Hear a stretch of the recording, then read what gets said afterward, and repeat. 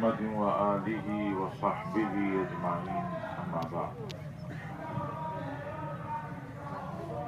فاعوذ باللہ من الشیطان الرجیم بسم اللہ الرحمن الرحیم يرفع الله الذين آمنوا منكم والذين أوتوا العلم درجات وقال النبي صلى الله عليه وسلم الناس معادن كمعادن الذهب والفضة خياركم في الجاهلية خياركم في الإسلام إذا فقهوا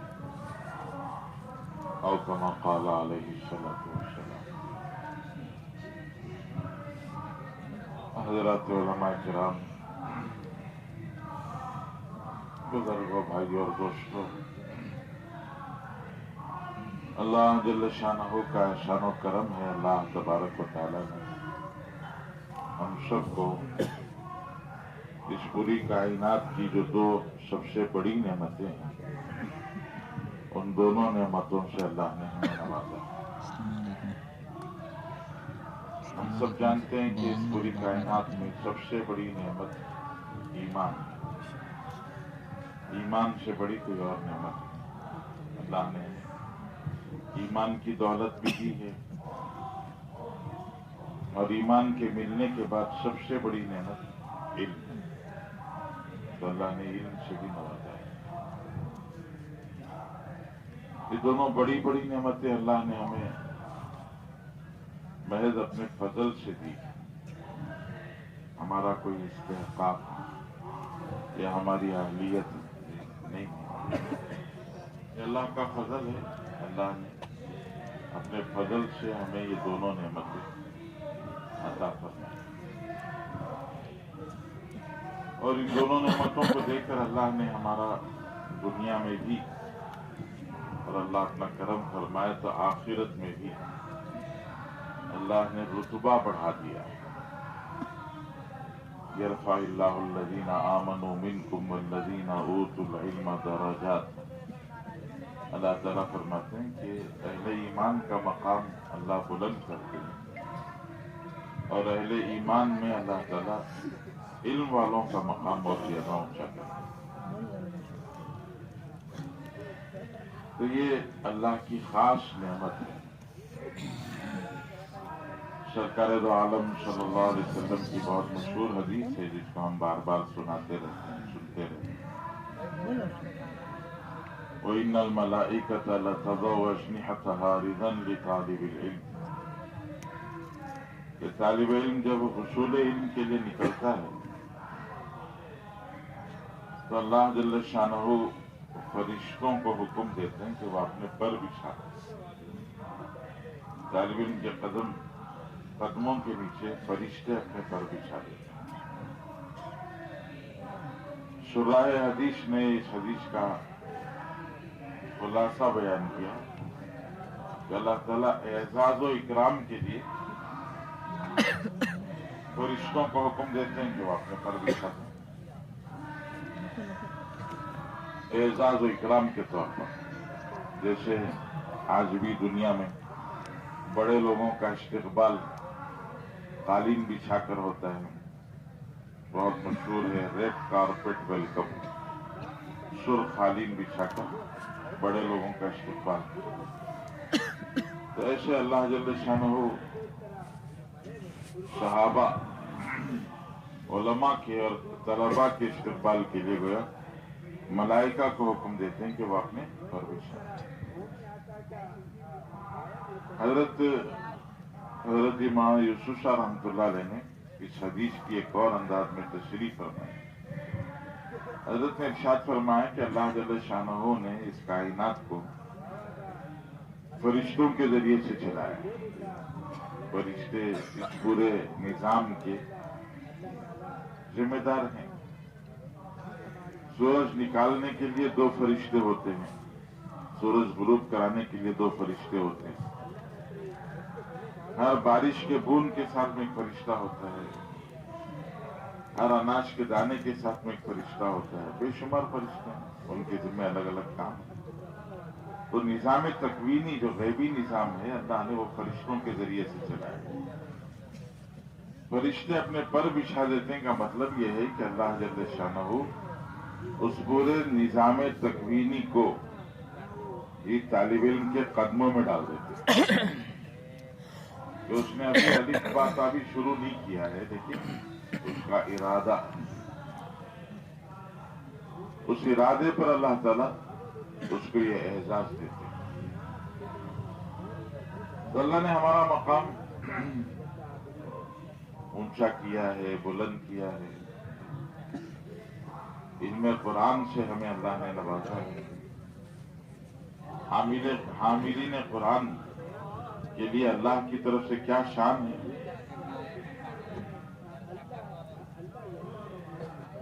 قرآن پاک میں حضرت سلیمان علیہ السلام کا قصہ اللہ نے سنایا ہے کہ حضرت سلیمان علیہ السلام کو جب حدود نے خبر دی کہ بلقیس کے پاس بڑا تخت ہے، تو حضرت سلیمان علیہ السلام نے حدود ہی کے ہاتھ سے ایک خط اس تک بھیجا تھا اور بلقیس سے کہا تھا اللہ تعالی علیہ واتونی، یہ سرکشی مت کرنا، ہمارے پاس تابع دار بن کے آ جانا۔ اس کو خط جس انداز سے پہنچا تھا اس انداز سے ہی بلقیس کو پتا چل گیا کہ خط بھیجنے والا کوئی معمولی آدمی نہیں، کہ اس کے کمرے میں اس کے سینے پر لا کر خط رکھا گیا ہے۔ اسے اندازہ ہوا جس کی یہاں تک پہنچ ہو اس کی طاقت کیا ہو۔ تو اس نے فیصلہ کیا کہ چلو جاتے ہیں۔ تو جب حضرت سلیمان کو اطلاع ملی کہ وہ آ رہے ہیں تو حضرت سلیمان نے اپنے درباریوں کو ساتھ لے کر مشورہ کیا کہ وہ جو تخت ہے بلقیس کا، وہ تخت یہاں پہنچایا جائے، وہ تخت یہاں آئے۔ کیسے آئے؟ تو ایک جن اس نے کھڑے ہو کر کہا حضرت سلیمان علیہ السلام سے، جس کا اللہ نے تعارف بھی کرایا کہ بڑا طاقتور جن، اس نے کہا کہ حضرت ابھی آپ کا دربار لگا ہے، دربار ختم ہونے سے پہلے میں وہ تخت وہاں سے یہاں حاضر کر دوں گا، 2-4 گھنٹے آپ کا دربار چلے گا، اتنی دیر میں لے آؤں گا۔ حضرت سلیمان نے اور دیکھا کہ کوئی اور جلدی لا سکے، تو ایک صاحب کھڑے ہو گئے جن کا قرآن تعارف کراتا ہے، قال الذی عندہ علم من الکتاب، قال الذی عندہ علم من الکتاب۔ ایک اور صاحب کھڑے جن کے پاس کتاب کا علم تھا، انہوں نے کہا حضرت پل جھپکنے کی دیر میں حاضر کر دوں گا، اور وہ پل جھپکنے کی دیر میں پہنچ گئے۔ تو جن کے پاس کتاب کا علم تھا، وہ ان کے پاس کون سی کتاب کا علم تھا؟ حضرت داؤد پر زبور اتری تھی، اس سے پہلے تورات اتری تھی، تو زیادہ سے زیادہ تورات اور زبور کا علم تھا۔ تو جس کے پاس تورات اور زبور کا علم ہے اس کی یہ طاقت ہے، تو جس کے پاس قرآن ہے اس کی کیا طاقت ہوگی؟ یہ قرآن میں زبور بھی ہے۔ اللہ کے رسول صلی اللہ علیہ وسلم نے ارشاد فرمایا کہ 7 مثانی اللہ جل شانہ نے مجھے زبور کے بدلے میں، مین اللہ جل شانہ نے مجھے تورات کے بدلے میں، اور یہ حوامیم اللہ جل شانہ نے مجھے انجیل کے بدلے میں، وفضلت بالمفصلات، اور مفصلات یعنی سورہ قاف سے آخر تک کی صورتیں اللہ نے مجھے دے کر فضیلت بخشی ہے۔ مطلب قرآن پچھلی تمام کتابوں کا مجموعہ ہے۔ علماء فرماتے ہیں کہ اندازہ کرنا چاہیے جس کے پاس قرآن کا علم ہے اس کا کیا مقام ہوگا۔ تو اللہ نے علم قرآن سے ہمیں نوازا ہے۔ بزرگوں، جتنی بڑی نعمت ہوتی ہے، جتنی بڑی امانت ہوتی ہے، اتنی بڑی ذمہ داری بھی ہوتی ہے۔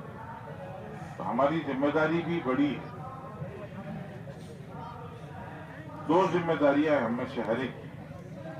ایک ذمہ داری ہے جو تحقیق ہم نے کی ہے، بڑی محنت، بڑی مشقت، بڑی قربانیوں کے ساتھ میں مدارس میں ہم نے پڑھا ہے اور علم حاصل کیا ہے، اور یہ علم آج ماشاءاللہ تحقیق بن گیا. ہمارے پاس تحقیقات نہیں.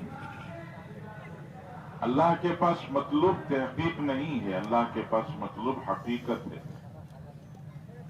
جی، تحقیق سے اوپر 8 سال لگے ہیں علم کو دل دماغ میں اتارنے کے لیے.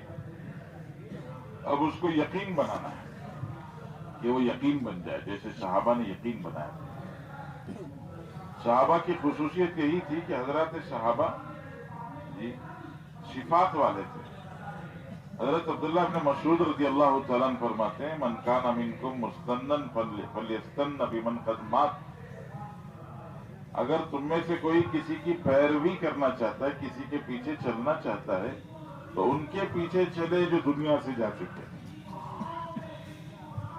پھر آگے حضرت عبداللہ بن مسعود نے فرمایا فاولئک اصحاب محمد صلی اللہ علیہ وسلم. وہ لوگ جو دنیا سے جا چکے ہیں ان سے مراد میری صحابہ کرام ہیں. کہ حضرت صحابہ کو اللہ نے 2 بڑے ذمہ داریاں دے کر 2 بڑے کام کے لیے پسند فرمایا. لصحبت نبیہ ولاقامت دینہ، رسول اللہ کے ساتھ کے لیے اور دین کے قائم کرنے کے لیے اللہ نے صحابہ کی جماعت کو پسند فرمایا. کون تھے صحابہ؟ خود حضرت عبداللہ بن مسعود نے 3 خوبیاں، 3 صفات ذکر فرمائی کہ صحابہ کی جماعت میں سے کسی بھی ایک فرد کو آپ لے کر اگر آپ دیکھیں تو پتہ چلے گا کہ ان کے اندر وہ تینوں خوبیاں پائی جاتی ہیں. فرمایا ابر الناس قلبا، اعمقهم علما، اقلهم تکلما. یہ 3 باتیں. پہلی چیز فرما دل کے بڑے نیک، دل صاف ستھرے دل، دلوں میں میل نہیں، پاک صاف دل، نیک دل. اور دوسرا فرمایا علم میں بہت گہرے، سطحی علم نہیں، اوپری اوپری علم نہیں، علم میں بہت گہرے. اور تیسری چیز فرمایا کہ تکلف نہیں، بناوٹ نہیں، تصنع نہیں، سادے لوگ. یہ 3 خوبیاں صحابہ کی جماعت کے ہر فرد میں پائی جاتی ہیں. آپ جس کو چاہے دیکھ لیں، دل بالکل صاف ستھرے. حضرت عمر رضی اللہ تعالیٰ عنہ جب خلیفہ بنے تو حضرت عمر نے جو سب سے پہلا آرڈر جاری کیا، حکم جاری کیا، وہ حضرت خالد بن ولید کی سپہ سالاری کو منسوخ کیا اور خالد بن ولید سے کہا کہ تم واپس مدینہ آ جاؤ. تو خالد بن ولید بھی واپس آ گئے مدینہ. صحابہ میں چرچا تھا کہ خالد بن ولید آ گئے مدینہ. فجر کی نماز کے لیے حضرت عمر رضی اللہ تعالیٰ عنہ جا رہے تھے. جی حضرت عمر کا بدن جسامت اور حضرت خالد بن ولید کی جسامت دونوں بالکل ایک جیسی تھی. اندھیرے میں حضرت عمر گزر رہے تھے تو پیچھے سے آنے والے نے سمجھا کہ خالد بن ولید جا رہے ہیں. تو سلام کر کے پوچھا خالد کیسے ہو؟ حضرت عمر نے آواز بدل کے کہا الحمدللہ. پھر پیچھے والے صحابی نے کہا کہ خالد، عمر نے جو تمہارے ساتھ کیا اچھا نہیں کیا. تو حضرت عمر نے پوچھا آپ کیا کرنا چاہیے؟ تو پیچھے والے نے کہا عمر ہمارے امیر ہیں، امیر کی بات ماننا چاہیے. آگے مسجد کو نماز پڑھی، نماز سے فارغ ہوئے. حضرت عمر نماز کے بعد بیٹھتے تھے صحابہ کے ساتھ. تو حضرت عمر نے خالد بن ولید کو دیکھ کر اور ان صحابی کو بلا کر کہا کہ خالد، یہ نماز کو آتے ہوئے تم اور یہ کیا باتیں کر رہے تھے؟ خالد بن ولید نے ان کو دیکھ کے کہا امیر المومنین، میری ان کی پہلی ملاقات ہے، ابھی تک میں ان سے کوئی بات نہیں کیا. وہ صحابی کہنے لگے خالد عمر سے کیا ڈرتا ہے، بتا دے جو میں نے کہا. خالد بن ولید نے کہا کہ میری تمہاری کوئی بات ہوئی ہو تو بتاؤ، کوئی بات ہی نہیں ہوئی کیا بتاؤں. تو انہوں نے 1-2 بار اور اشرار کیا، کہا کہ ڈرنے کیا ضرورت ہے، تو تب حضرت عمر رضی اللہ تعالیٰ نے بتایا کہ سنو، جن سے تم نے بات کی تھی وہ خالد نہیں تھے، وہ عمر تھا. مطلب دل بالکل صاف ستھرے تھے، پاکیزہ دل، صحابہ کی جماعت کہ ابر الناس قلبا، دل کے بڑے نیک، پاک صاف دل بات، دلوں میں میل نہیں آتا تھا، اپنے دلوں کو میل سے پاک.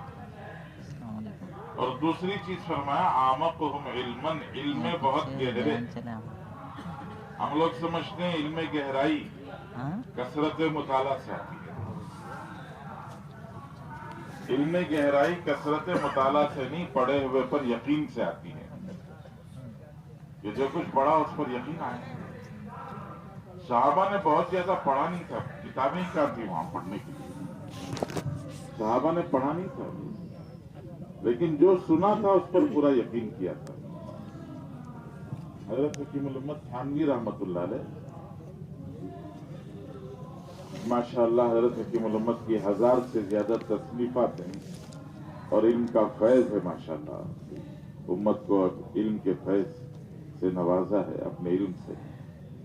حضرت تھانوی رحمۃ اللہ علیہ سے کسی نے پوچھا حضرت آپ نے بڑی خدمت کی دین کی، بہت سی کتابیں لکھی ہیں، آپ کی جو مصادر ہیں ام الکتب، جن بنیادی کتابوں کا آپ نے پڑھا ہے، اگر آپ ہمیں بتائیں تو ہم بھی ان کا مطالعہ کریں گے تاکہ ہمارے علم میں بھی پختگی آئے، ہمارے علم میں بھی تازگی آئے، پختگی آئے، گہرائی آئے. تو اس لیے آپ ہمیں بتائیں کہ آپ وہ ام الکتب، مصادر، بنیادی کتابیں کون کون سی ہیں جن کا آپ مطالعہ کرتے ہیں، یہ آپ نے کیا ہے.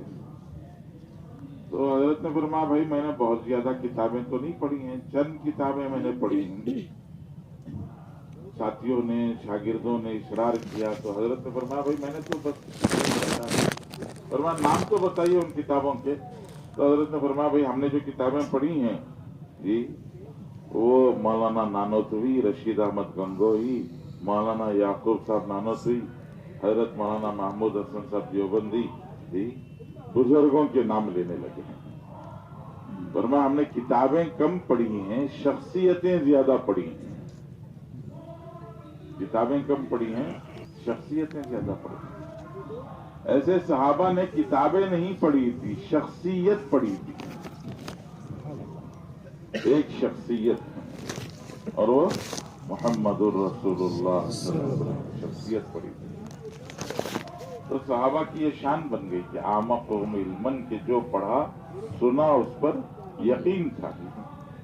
کہ آیت الکرسی پڑھ کر سوتے تھے اور دیکھ لیتے تھے فرشتہ حفاظت کے لیے اتر گیا، یقین تھا. اور تیسری چیز اقلہم تکلفا، بے تکلف زندگی، تصنع سے خالی، سیدھی سادی، بناوٹ نہیں. یہ ہر صحابی کی زندگی میں تھا، تشنع تکلف سے خالی زندگی. حضرت ابوذر کا قصہ کتابوں میں حدیث کی لکھا ہے، بخاری شریف کی روایت ہے. حضرت ابوذر کے غلام تھے، تو حضرت ابوذر نے جو کپڑے پہنے تھے یہ جوڑا ملتا تھا، حلہ کہتے ہیں اس کو، جوڑا. تو حضرت ابوذر نے جو جبہ پہنا تھا اس کا پائجامہ غلام نے پہنا تھا، اور غلام نے جو جبہ پہنا تھا اس کا پائجامہ حضرت ابوذر نے پہنا تھا. وہ دیکھنے میں بڑا عجیب لگ رہا تھا. تو ایک صاحب نے پوچھا کہ حضرت ایک جوڑا آپ پہن لیتے، ایک جوڑا غلام کو پہنا دیتے، 2 جوڑے خرید کے آدھے آدھے کر لیے ہیں، یہ دیکھنے میں اچھا نہیں لگ رہا ہے. تو حضرت ابوذر رضی اللہ عنہ نے فرمایا کہ بھائی ہم نے اپنے نبی صلی اللہ علیہ وسلم کے ہاتھ میں ہاتھ دے کر اس بات کا عہد کیا تھا کہ رسول اللہ نے فرمایا کہ یہ جو غلام ہے ان خولکم اخوانکم، یہ غلام تمہارے بھائی ہیں، جو کھاؤ اس میں سے کھلاؤ، جو پہنو اس میں سے پہناؤ.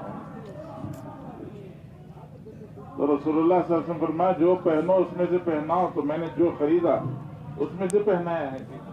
اب اچھا لگتا ہے کہ برا لگتا ہے اس سے مجھے کیا مطلب. یہ ہے اقلہم تکلفا، سادی زندگی. تو صحابہ کے پاس صفات تھے اور ان صفات کی اللہ کے پاس قدر تھی. اور انہی صفات کی برکت سے اللہ جل شانہ نے اپنی رضا سے ان کو نوازا. تو اللہ کے پاس صفات کی قدر ہے, حقیقت کی قدر ہے. تحقیق مطلوب ہے, انکار نہیں ہے, علم مطلوب ہے, لیکن علم کو صفت میں بدلنے کی ضرورت ہے. کہ ایمان کی ہم نے تحقیق کی, ایمان اصل میں کیا تھا؟ امینہ سے نکلا جی, باب افعال سے ہے. اصل میں وہ تھا امن یؤمن ایمانا جی. پھر جو ہے حمزہ کو یا سے بدل دیا گیا جی, آمن یؤمن ایمانا بن گیا. جہاں جیسی ضرورت پڑی ویسے حمزہ کو بدل لیا گیا, تعویل ہو گئی. تو یہ تحقیق ہے لغوی, صرفی, نحوی. قرآن پاک کی کوئی آیت دے دی جائے, ہم اس کی تحقیق کریں. الذین یؤمنون بالغیب ویقیمون الصلاة ومما رزقناہم ینفقون. کہ متقین کے صفات میں کہا جا رہا ہے کہ کون ہے متقی؟ الذین یؤمنون بالغیب. یہاں سوال پیدا ہوتا ہے, خیر الکلام ما قل و دل, کہ سب سے بہترین بات تو مختصر ہونا چاہیے. یؤمنون بالغیب کی جگہ آمنو بولتے تو لفظ کم ہو جاتے, حروف اور بھی کم ہوتے ہیں. یقیمون الصلاۃ بولنے کی جگہ یصلون بولتے تو ابھی مختصر ہو جاتی بات کی, تعبیر بھی پوری ہو جاتی. تو ہم لوگ کیا کریں گے اس کے بارے میں تحقیق کر کے بتائیں گے. آمنو کی جگہ یؤمنون لانے کی وجہ یہ ہے کہ یؤمنون جو ہے وہ فعل مضارع ہے, اور فعل مضارع میں استقلال کا معنی پایا جاتا ہے. ایمان چونکہ مستقلاً ضروری ہے, پہلے لمحے سے لے کر آخری لمحے تک. آمنوں میں ماضی کا پیغام جاتا ہے, یؤمنون میں استقلال کا پیغام جاتا ہے. اور یہاں صفات بیان کیے جا رہے, اس لیے یہ ایمان ہر لمحہ رہے اس کو بتانے کے لیے یؤمنون لایا گیا ہے.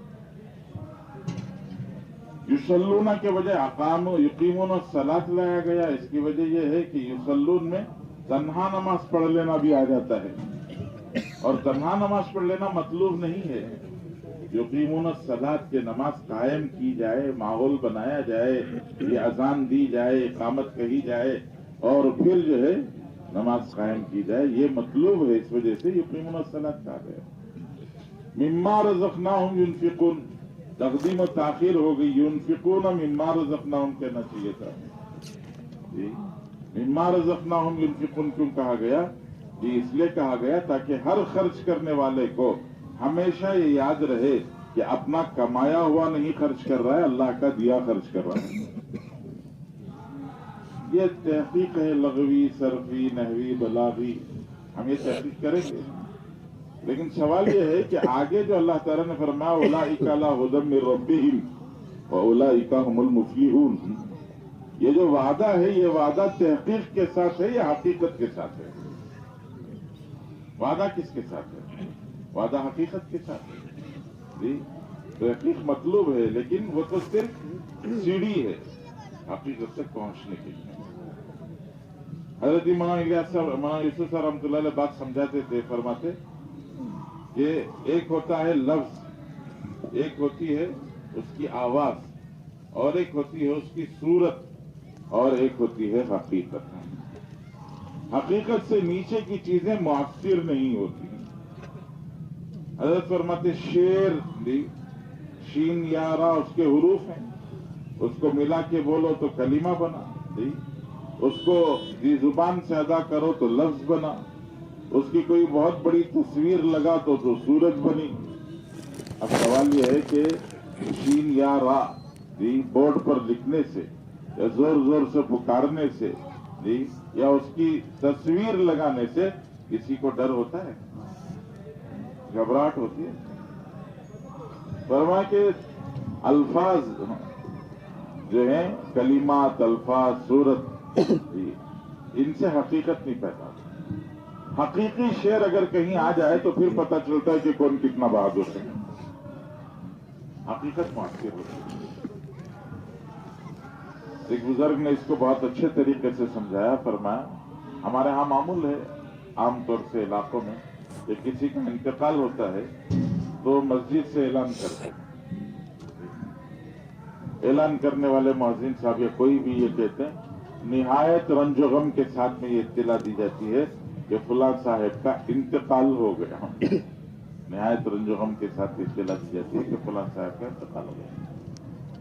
تو اظہار غم کے لیے، تعبیر غم، اظہار غم کے لیے یہاں جو الفاظ ہیں وہ آخری درجے کے ہیں. اس سے آگے کوئی لفظ نہیں ہے.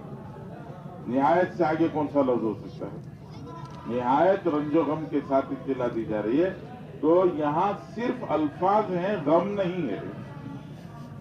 بولنے والے کے پاس صرف الفاظ ہیں، غم نہیں ہے. وہی جس گھر میں وہ واقعہ پیش آیا، کسی کا انتقال ہوا ہے، آپ وہاں چلے جائیں تو وہاں وہ نہیں بول رہے ہیں کہ ہمیں غم ہے، لیکن وہاں حقیقت غم ہے.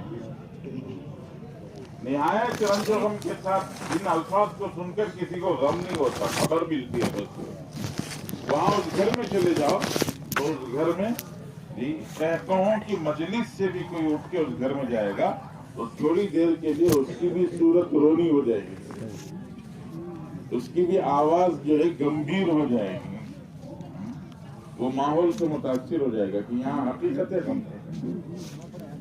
تو ہمیشہ حقیقتیں جو ہیں وہ مؤثر ہوتی ہیں.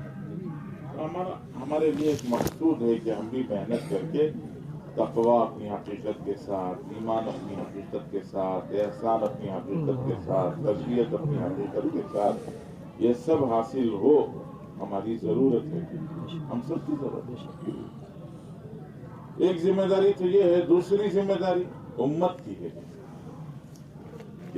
امت کی امانتیں ہمارے پاس ہیں. رسول اللہ صلی اللہ علیہ وسلم کے پاس لوگ آتے اور سوال کرتے تھے اور اللہ کے نبی صلی اللہ علیہ وسلم اسلوب حکیم سے جواب دیتے تھے.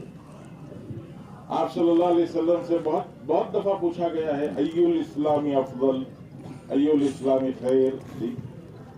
آپ نے الگ الگ جواب دیے ہیں. آپ نے کہیں فرمایا ان یسلم المسلمون من لسانک و یدک، آپ کی زبان اور ہاتھ سے مسلمان محفوظ ہیں، یہ سب سے بہترین اسلام ہے. کبھی پوچھا تو آپ نے جواب بدل کے دیا، فرمایا تطعم الطعام وتقرأ السلام علی من عرفت ومن لم تعرف. سب سے بہترین اسلام کھلانا اور سلام کرنا ہے. ایسے ایک اور موقع پر پوچھا تو آپ نے فرمایا ان تحب لاخیک ما تحب لنفسک، جو اپنے لیے پسند کرو اپنے بھائی کے لیے پسند کرو. بہترین اسلام ہے. اس کو کہتے ہیں اسلوب حکیم. مخاطب کے اندر کا مرض معلوم کر کے اس کا علاج کرنا. کبھی کبھی مخاطب کو بہانہ بنانا، مجمع میں بیٹھے ہوئے کسی اور کو نشانہ بنانا، اس کو کہتے ہیں اسلوب حکیم. گھروں میں عورتیں اپنی بیٹی کو سناتی ہیں اور سنانا بہو کو ہوتا ہے. تو ایسے ہی رسول اللہ صلی اللہ علیہ وسلم نے مخاطب کو بتایا، لیکن مجمع میں کوئی ہے جس کے اندر کچھ کمی ہے اس کو بتانا مقصود ہے. اس کو کہتے ہیں اسلوب حکیم. تو حضور صلی اللہ علیہ وسلم سے ایسے ہی ایک سوال اور بھی بہت دفعہ کیا گیا، متی الساعہ، قیامت کب آئے گی. آپ نے الگ الگ جواب دیے ہیں. حضرت جبرائیل نے یہی پوچھا تھا حدیث جبرائیل میں متی الساعہ. تو حضور صلی اللہ علیہ وسلم نے فرمایا مل مسئول عنہا بعالم من السائل، آپ کو جتنا معلوم ہے اتنا ہی مجھے بھی معلوم ہے. ایک اور بدو آیا، اس نے پوچھا متی الساعہ، قیامت کب آئے گی. رسول اللہ نے فرمایا ما عادت لہا، کیا تیاری کر لی ہے قیامت کا پوچھ رہے ہو. تو اس نے کہا رسول اللہ تیاری تو نہیں ہے، ہاں محبت ہے اللہ رسول کی. تو آپ نے فرمایا المرء مع من احب، جس سے محبت کرو گے اس کے ساتھ رہو گے. ایسے ہی ایک اور صاحب نے پوچھا تھا متی الساعہ، قیامت کب آئے گی. اللہ کے رسول صلی اللہ علیہ وسلم نے ارشاد فرمایا اذا ضیعت الامانۃ فانتظر الساعہ، امانت ضائع ہو جائے تو سمجھو قیامت آ گئی. صحابہ کو بات واضح نہیں ہوئی، صاف نہیں ہوئی، تو صحابہ نے پوچھا وما اضاعتها یا رسول اللہ، امانت ضائع ہونے کا مطلب کیا ہے اللہ کے رسول. تو رسول اللہ صلی اللہ علیہ وسلم نے اس کو تھوڑا سا اور واضح فرمایا. آپ نے فرمایا اذا وسد الامر الى غیر اہلہ فانتظر الساعہ، اگر نا اہل کو ذمہ داری دے دی جائے تو سمجھنا کہ قیامت آ گئی ہے، اور نا اہل اس وقت پر اٹھیں گے جب اہل نہیں اٹھیں گے۔ اہل جن کو کرنا ہے وہ جب نہیں اٹھیں گے تو پھر نا اہل اٹھیں گے۔ ایک جماعت میوات کی بہت پہلے حضرت الیاس شاہ رحمۃ اللہ علیہ کے زمانے میں وہ مراد آباد گئی، وہاں علماء کی بہت بڑی تعداد، جماعت نے کام کیا، چرچا ہوا کہ ایک جماعت آئی ہے، بڑی محنت کر رہی ہے، علماء ملاقات کے لیے تشریف لائے۔ جماعت میں پرانے صحبت یافتہ ایک صاحب تھے، بزرگ تھے، بیٹھے بات چیت ہوئی تو علماء نے کہا کہ حضرت ہمیں بھی کچھ نصیحت کیجیے۔ تو انہوں نے کہا ہم تو جاہل آدمی، ہم آپ کو کیا نصیحت کریں، فرمایا کچھ تو بتائیے، بڑوں کی صحبت آپ نے پائی ہے۔ تو انہوں نے کہا حضرت میں جی کچھ اور تو نہیں کہہ سکتا، لیکن ایک میرا سوال ہے، آپ میرے سوال کا جواب دیں۔ ٹھیک ہے جی، کچھ بتائیں، سمجھ میں تو آئے گا ہم۔ انہوں نے کہا حضرت ایک پرانا زمانہ آپ تصور کریں، پرانے زمانے میں میٹھا پانی بستیوں میں آسانی سے نہیں ملتا تھا، بیل گاڑیوں میں لوگ جو ہے 10 15 20 گھروں کے مٹکے رکھ کے لے جاتے، دور میٹھے پانی کے کنویں سے پانی لاتے اور لا کر گھر کے سامنے مٹکا رکھ کے چلے جاتے ہیں۔ اب گھر والوں کی ذمہ داری کہ وہ مٹکا اٹھا کے اندر محفوظ کر دیں، تو اسی کو سامنے رکھ کے انہوں نے کہا مٹکا میٹھے پانی کا لا کے گھر کے سامنے گھر کے آنگن میں رکھ دیا گیا تھا، اب اس کو اٹھا کے اندر رکھنا تھا۔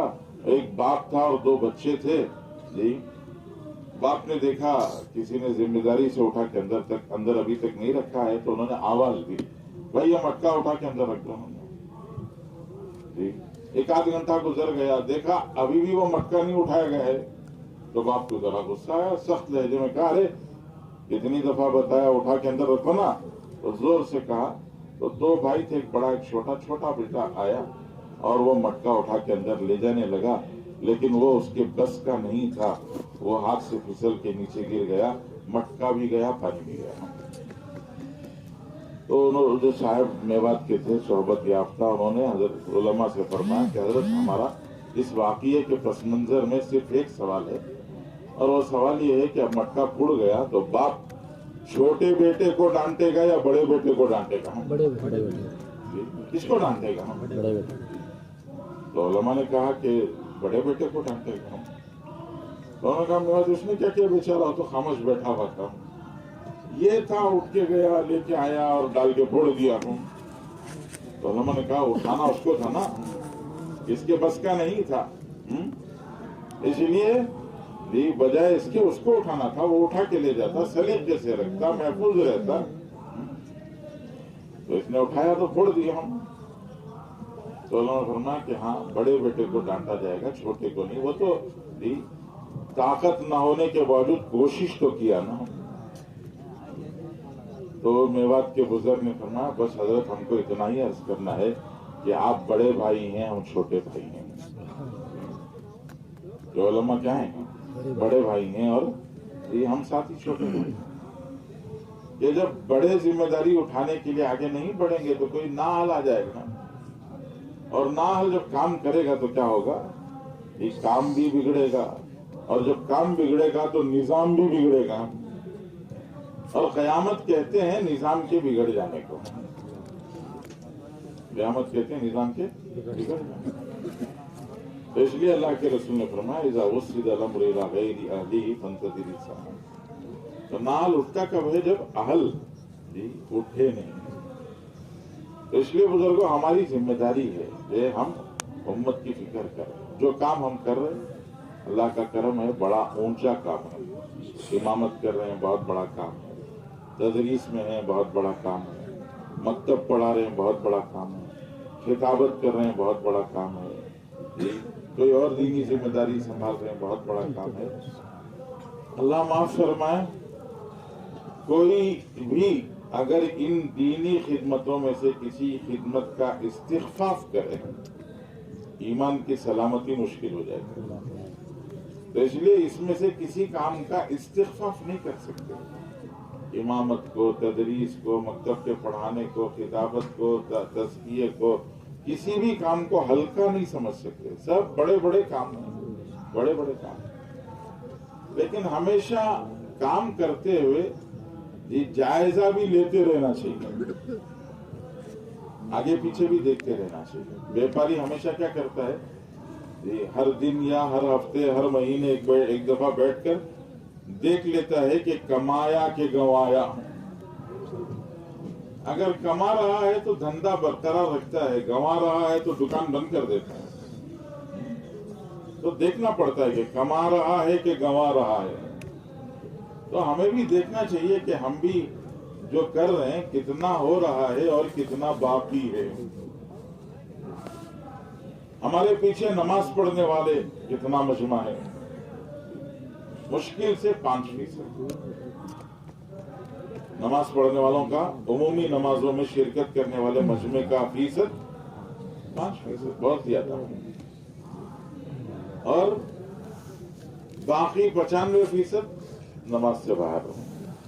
जुमा की नमाज में मुश्किल से 45% है। आप अंदाजा करके देखें, 50% नहीं है जुमा में, मुश्किल से 45%। और ईदैन में 80 से 85% है। ईदैन में भी सोनी है। रेडीमेड वालों को फुर्सत नहीं, जूते वालों को फुर्सत नहीं, गोश्त वालों को फुर्सत नहीं। इधर चल रही है, इधर अपना काम चल रहा है। 100% नहीं ईदैन में भी। तो जो मजमा छूट रहा है उसका फिक्र कौन करे। हम जुमा का खुतबा हम दे रहे हैं माशाल्लाह, अल्लाह बरकत दे, लेकिन गौर भी करना चाहिए। ये बड़ा मजमा फायदा उठा रहा है, हम समझ रहे हैं, लेकिन जरा देखना भी चाहिए कि कितना मजमा फायदा उठा रहे हैं, कितना बाकी है। मैंने अर्ज किया, एक तो 45% आ रहा है, उनमें से हमारे जुमे के खुतबों से फायदा उठाने वाले कितने। बयान जब शुरू होता है तो आमतौर से 5, 7, 12 आदमी होते हैं, 5, 6, कहीं बड़ी मस्जिद में 7, 8, कहीं जो है 12, 15, आमतौर से इतने होते हैं। और वो जो 5, 6 या 12 जितने भी हैं, अगर आप उनको गौर से देखें तो आपको पता चलेगा कि वो सब लोग रिटायर्ड हैं, मतलब जिंदगी की जिम्मेदारियों से फारिग हो गए हैं। आपका बहुत पुरजोश किताब है निकाह का, लेकिन इनमें से किसी को अब निकाह।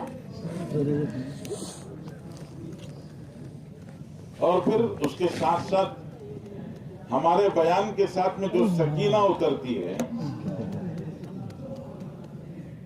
तो सकीना में सबके सब डूब जाते हैं माशाल्लाह।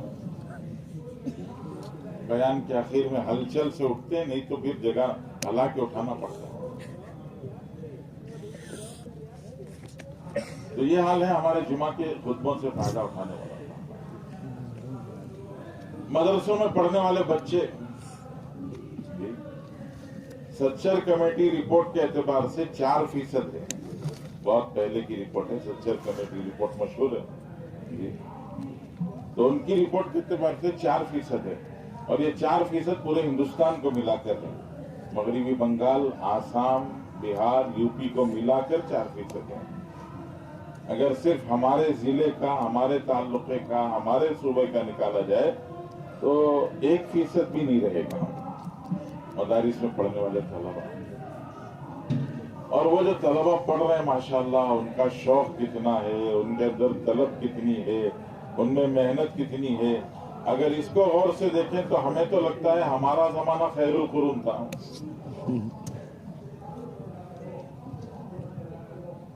तो ये मस्जिद, मदरसा, जुमा के खुतबे, ये सब मजमा कितना हमसे फायदा उठा रहा है, कितना मजमा बाकी है जिन तक हमारा नफा पहुंचना चाहिए, हमारा इफादा जाना चाहिए। ये जो है सोचने की बात है।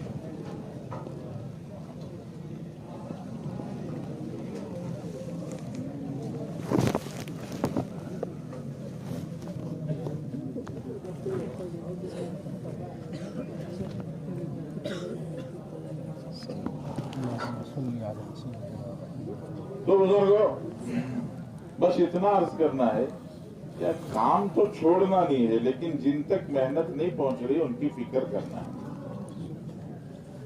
ہم یہ نہیں کہتے کہ تبلیغ ہی کرو، ہمارا کوئی اصرار تھوڑی ہے کہ تبلیغ ہی کرو، اصرار نہیں ہے۔ حضرت مولانا ابراہیم صاحب دامت برکاتہم اکثر فرماتے ہیں کہ اسباب رحمت جیسے بہت زیادہ ہیں، ویسے اسباب ہدایت بھی بہت زیادہ ہیں۔ ایک بدو آیا تھا، اس نے نماز پڑھ کے دعا مانگی تھی، اللہم ارحمنی و محمدا ولا ترحم معنا احدا، یہ پروردگار مجھ پر اور حضرت رسول اللہ پر رحمت برسانا، باقی کسی اور پر نہیں۔ تو حضور صلی اللہ علیہ وسلم فرمایا تھا لقد حجرت واسعا، ارے بہت رحمت وسیع ہے، اتنی تنگ کیوں کر دیا ہم؟ تو ایسے جیسے اسباب رحمت بہت زیادہ ہیں، ویسے ہی اسباب ہدایت بھی بہت زیادہ ہیں۔ کہاں سے ہدایت مل جائے اندازہ نہیں۔ فضیل بن عیاض لوٹ کے نیچے اتر رہے تھے، کسی صاحب دل کی تلاوت کان میں پڑی تو دل بدل گیا۔ اور تلاوت کرنے والے کہہ رہے تھے الم یعنی للذین آمنوا ان تخشع قلوبهم لذکر اللہ۔ ان کا پرسوز انداز تھا کہ فضیل بن عیاض کا دل بدل گیا اور نیچے اتر کے مٹی سر پہ ڈال کے کہنے لگے قد آن یا اللہ، آ گیا پروردگار۔ تو دل بدل جاتا ہے، کہاں سے بدلتا ہے کس کو معلوم۔ اسباب ہدایت بہت ہیں۔ محمد ابن مسلمہ قانبی، یہ حضرت امام بخاری کے استاد ہیں، شیخ ہیں، محمد ابن مسلمہ قانبی۔ ان کے بارے میں لکھا ہے کہ محمد ابن مسلمہ اپنے دور کے غنڈہ تھے، روڑی قسم کے وصولیاں کرنے والے، چاقو دکھا کے وصول کر رہے تھے۔ اس زمانے کے محدث کبیر امیر المؤمنین فی الحدیث حضرت شعبہ ابن حجاج رحمۃ اللہ علیہ، حضرت شعبہ ابن حجاج کا گھر قریے میں تھا، حدیث کا درس شہر میں دیتے تھے۔ تو ایک دفعہ حضرت شعبہ ابن حجاج حدیث پڑھا کر واپس گھر جا رہے تھے تو بیرانے میں محمد ابن مسلمہ مل گئے۔ انہوں نے چاقو دکھا کے کہا نکالو۔ تو حضرت نے فرمایا اب جو بھی پہنے تھے اس کو نکال کے کہا بھائی کچھ ہے نہیں، ہم تو خالی ہاتھ لوگ ہیں، ہمارے پاس کیا ہوتا ہے، نہیں جو ہے نکالو۔ تو شعبہ ابن حجاج رحمۃ اللہ نے فرمایا بھائی ہمارے پاس تو حدیث ہے، دوسرا کوئی خزانہ نہیں۔ تو انہوں نے چاقو دکھا وہی نکالو۔ تو حضرت شعبہ ابن حجاج نے فرمایا یہ حدیث سننے کا طریقہ ہے، چاقو دکھا کے؟ مجھے نہیں معلوم، مجھے تو صرف اتنا ہے کہ جو آپ کے پاس ہے وہ۔ تو حضرت شعبہ ابن حجاج، جی سامنے والا نہ سمجھ نہیں رہا ہے، تو حضرت شعبہ ابن حجاج نے حدیث سنائی، فرمایا من لم یستحی فاصنع بما شئت، یہ بے حیا ہو جا جو چاہے کرو۔ تو حدیث سن کر محمد ابن مسلمہ کا دل بدل گیا، توبہ کی۔ شعبہ ابن حجاج کی مجلس میں شریک ہو کر حاضر باش شاگرد بنے، امام بخاری کے شیخ اور استاد بن گئے۔ اسباب ہدایت بہت سارے ہیں، کہاں سے کس کو مل جائے پتہ نہیں۔ تو اس لیے ہمارا اصرار نہیں ہے کہ تبلیغ ہی کرو، بس ہمارا اتنا کہنا ہے کہ امت کی فکر کرو۔ امت پر بہت سخت آزمائش کا وقت ہے، امت کے ایمان کا مسئلہ ہے، امت کے ایمان پر ڈاکے ڈالے جا رہے ہیں، آگے نسلوں کا محفوظ رہنا مشکل ہے، ایمان پر باقی رہنا بہت بڑا مسئلہ ہے۔ اس میں ہم جو کر رہے ہیں اس پر مطمئن ہو جائیں، یہ وہ زمانہ نہیں ہے کہ جو ہم کر رہے ہیں اس پر مطمئن۔ اللہ معاف فرمائے، ہماری ملت اور امت تو اس درجے غافل ہے کہ اس کو جس دنیا کے بنانے کے پیچھے پڑے اس دنیا کو اجڑتا دیکھ کر بھی نہیں جاگ رہی ہے۔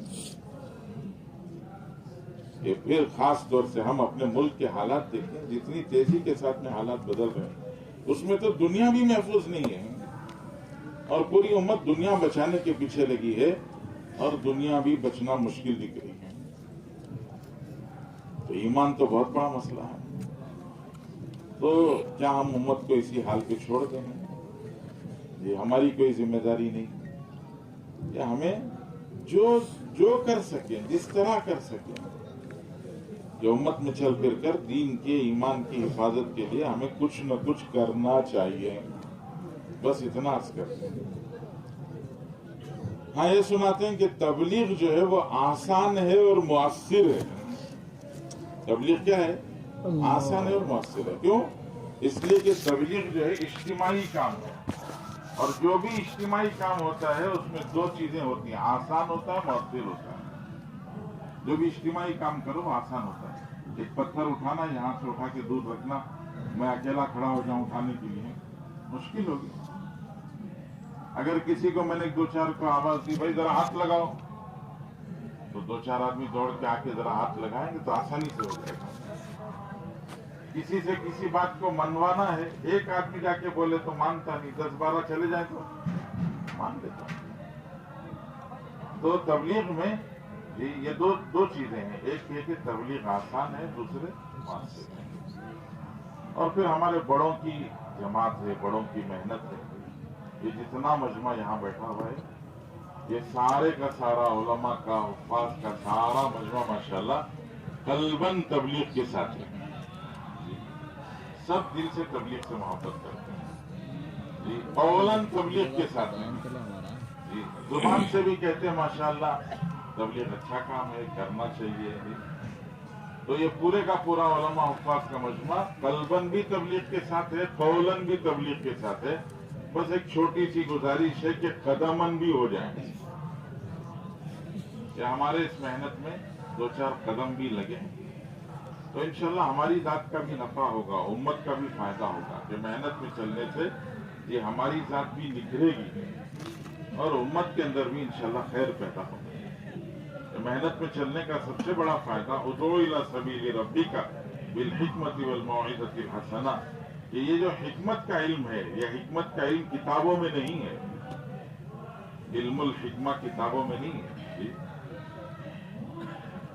گلستان میں حضرت شیخ سعدی رحمت اللہ علیہ نے یہ چند حکمتیں بیان کی ہیں، وہ حضرت کا تجربہ ہے. حکمت کا علم اللہ کی دین ہے، اللہ تعالیٰ عطا فرماتے ہیں کہ دعوت کس کو کس طرح دی جائے، مردم شناسی، موقع شناسی، مزاج شناسی، اس کو کہتے ہیں حکمت. ایک عرب جماعت ہمارے پاس آئی تھی، اس عرب جماعت کے ایک ساتھی نے علماء میں بات کی تو انہوں نے کہا دیکھو اللہ کا ایک دستور ہے، اور وہ دستور یہ ہے کہ مرد عورت، نر مادہ، مذکر مؤنث ملتے ہیں تو تیسری چیز کا وجود ہوتا ہے. بغیر ملے کے الگ الگ رہیں تو تیسری چیز کا وجود نہیں ہو سکتا. تو انہوں نے اسی اصول کے تحت فرمایا دیکھو حکم مذکر ہے، حکمت مؤنث ہے. فرمایا حکم کو حکمت کے ساتھ میں ملاؤ گے تو سامنے والے کے دل میں عمل کی رغبت پیدا ہوگی. حکم کو الگ سے سناؤ گے تو سامنے والے کے دل میں رغبت نہیں پیدا ہوگی. سود کے خلاف جمعہ کا شاندار خطبہ دیا اور جمعہ کی نماز سے فارغ ہو کے آئے. صدر صاحب انتظار میں تھے، کہا حضرت کوئی اور مسجد تلاش کر لیجیے. کہ حکم کو حکمت کے ساتھ میں سنانا پڑتا ہے، تو حکم حکمت کے ساتھ میں، تو دونوں کو ملاتے ہیں تو تیسری چیز کا وجود ہوتا ہے. حکمت کا علم اللہ کی دین ہے، مجاہدے پر، اللہ کے راستے میں چلنے پر جی اللہ تعالیٰ یہ علم دیتے ہیں. کہ سال لگوایا جاتا ہے، کہ سال میں کیا ہوتا ہے، مختلف مزاج کے لوگوں کے ساتھ میں چلتے ہیں، ہر موسم میں چلتے ہیں. تو اس طرح یہ حکمت دلوں میں، زندگیوں میں پیدا ہو. حضرت مولانا قاسم صاحب نانوتوی رحمۃ اللہ علیہ، حجت الاسلام حضرت نانوتوی رحمۃ اللہ علیہ، ایک دوست تھے حضرت، جہاں پڑھتے تھے وہاں ساتھ میں وہ بھی رہتے تھے. حضرت نانوتوی تو ماشاءاللہ پابند شریعت ہیں، اور وہ جو دوست تھے وہ آزاد نبا. اس زمانے کے اعتبار سے وہ جو اس دور کا جو ماڈرن لباس تھا وہ پہنتے تھے، اور اس زمانے میں لوگ داڑھی چڑھاتے تھے سکھوں کی طرح سے، داڑھی پر گون لگاتے تھے. تو یہ بھی ویسے ہی کرتے تھے. ظاہر بات ہے داڑھی پر گون لگا لیا تو اب نماز کیسے پڑھیں گے؟ نماز پڑھنے کے لیے چہرہ دھونا پڑے گا، چہرہ دھوئے تو بڑی مشکل سے جو لگایا وہ چلا جائے گا، تو اس لیے نماز نہیں پڑھتے. دونوں ساتھ رہتے، اتنے بے تکلف تھے کہ ایک دوسرے کو نہلاتے ہیں، ایک ساتھ کمرے میں رہتے. تو پیٹ لگڑ دیتے، پھر کھانے ڈال دیتے، ساری چیزیں ایک ساتھ محبت کے ساتھ. کسی نے اشارہ دیا حضرت آپ کے جو دوست ہیں وہ نماز بھی نہیں پڑھتے، ذرا کچھ آپ ترغیب دیں ان کو. ایک دن حضرت نے بڑی حکمت سے فرمایا بھائی ہم دونوں دوست ہیں، تمہارا لباس الگ میرا لباس الگ جی، تمہارا رہن سہن الگ میرا رہن سہن الگ. ایسا کرو کل سے تمہارا جوڑا مجھے دے دو ایک، کل میں بھی تمہارے جیسا جوڑا پہنوں گا، اور میری بھی داڑھی چڑھا دینا، کل گون لگا دینا. تو یہ حضرت نے فرمایا تو سامنے دل پر اثر کر گیا. انہوں نے کہا آپ ولی آپ میرے جیسے ہوں گے؟ فرمایا نہیں آپ میرے جیسے نہ ہو جائیے، میں آپ کے جیسے ہو جاتا ہوں. یہ حکمت سے دل کے دروازے کھل جاتے ہیں. تو اس لیے بزرگوں گویا جی اس محنت میں کہ اللہ جل شانہ نے یہ تاثیر رکھی ہے کہ یہ آسان بھی ہے، مفید بھی ہے، اور اللہ نے اس محنت کے ذریعے سے امت کو قریب بھی کیا ہے. اللہ نے ایک محنت کا چلن رکھا ہے، ساری دنیا میں چل رہی محنت.